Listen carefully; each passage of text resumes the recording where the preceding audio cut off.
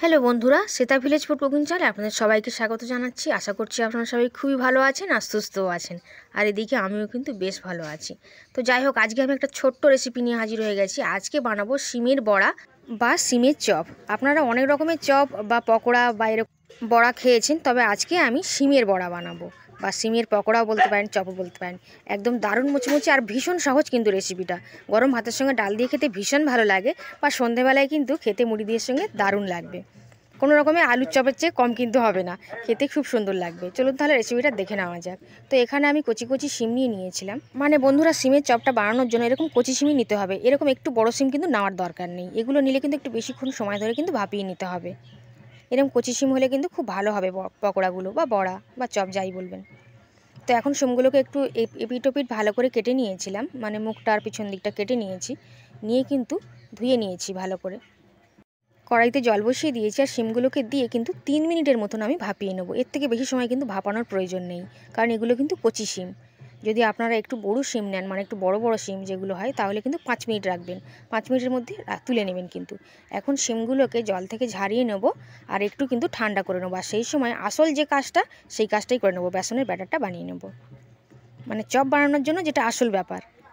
তো এরকম একটা বাটি নিয়ে নিয়েছি আর 1 বাটি পরিমাণে বেসন নিয়ে নিলাম। বেসনটাকে কিন্তু অবশ্যই করে চেলে নিতে হবে। দোকানে কিন্তু এরকমভাবেই বানানো হয়। আর এই যে দলা মতন অংশগুলো রয়েছে, এগুলো কিন্তু একটু হাত দিয়ে ভেঙে দিতে হবে। তাহলে কিন্তু ব্যাটারটা খুব স্মুথ ব্যাটার তৈরি হবে আর খুব মুচমুচেও তৈরি হবে। চপগুলো খেতে কিন্তু ভীষণ ভালো লাগবে। এইভাবে একটু চেলে নিতে হবে। আর এই অংশগুলো কিন্তু দেওয়ার প্রয়োজন নেই। আর এতটা বেসন কিন্তু লাগবেও না। আমি আর একটা বড়া ভেজে নেবো, সেই জন্য কিন্তু দিয়েছি, একটু বেশি করেই কিন্তু বানিয়ে নিচ্ছি। আর দিয়ে দিলাম চালের গুঁড়ো। অবশ্যই চালের গুঁড়োটা বেসনের চেয়ে একটু কম দিতে হবে। আর চালের গুঁড়োটা দিলে কিন্তু ভীষণ মুচমুচে হবে।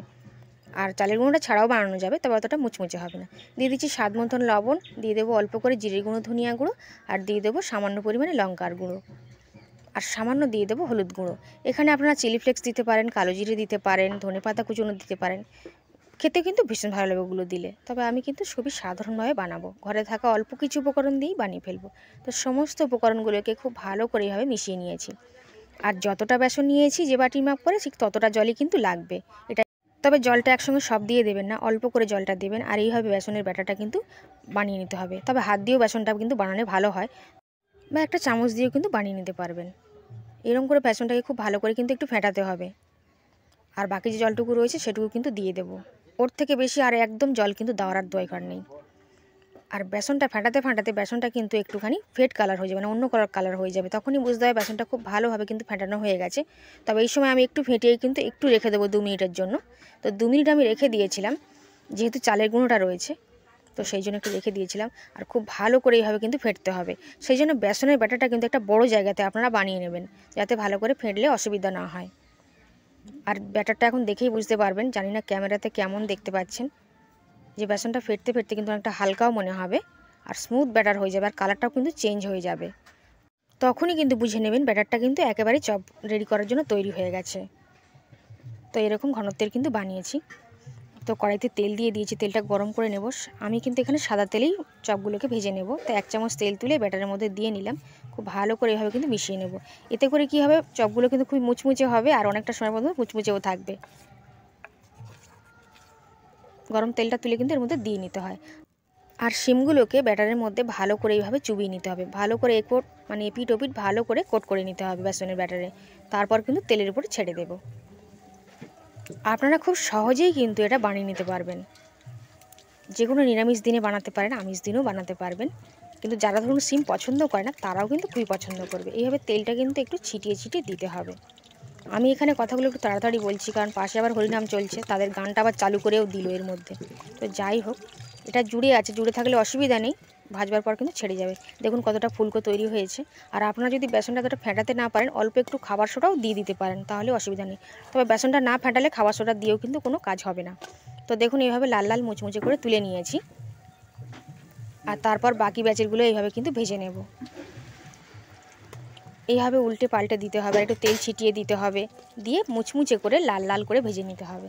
খুব ঝটপট যদি কিছু রেসিপি খেতে মন চায়, তাহলে কিন্তু এই চপ বা পকোড়াগুলো ভাজতে পারেন। আশা করি আপনাদেরও কিন্তু ভীষণ ভালো লাগবে। আর যদি ভিডিওটা ভালো লেগে থাকে, অবশ্যই আপনারা বাড়িতে বানিয়ে খাবেন, কমেন্ট করে অবশ্যই জানাবেন। আর ভিডিওটিকে লাইক করতে কিন্তু একেবারেই ভুলবেন না। তো দেখুন কথা বলতে বলতে এই চপগুলো কিন্তু ভাজা হয়ে গেছে, দেখে কেউ বুঝতে পারবে না এটা সিমের চপ। তো দেখুন এগুলোকেও ভেজে কিন্তু তুলে নিচ্ছি। ভাজবার অনেকক্ষণ পরে পর্যন্ত এরকম মুচমুচেই থাকবে, কারণ চালের গুঁড়োটা দেওয়া রয়েছে। তো সবগুলোকে আমি রেডি করে নিয়েছি। দেখুন আমি বেশি বানাইনি, আমি অল্প কটাই বানিয়েছিলাম।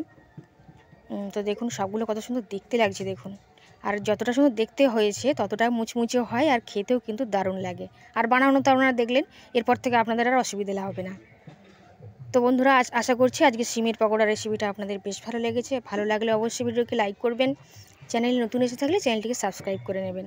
আর যারা যারা আমার ভিডিওটা প্রত্যেক দিন নিজের অমূল্য সময় নষ্ট করে দেখেন তাদের কিন্তু অসংখ্য ধন্যবাদ। আপনারা এইভাবে আমার পাশে থাকবেন। আর অবশ্যই কমেন্ট কিন্তু অবশ্যই করবেন যে আপনাদের কেমন লেগেছে।